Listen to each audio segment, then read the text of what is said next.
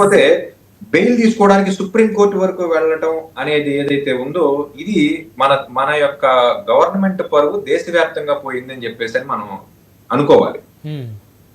ఎందుకంటే supreme court పదే పదే ఏం చెప్తుందంటే bail is a matter of right.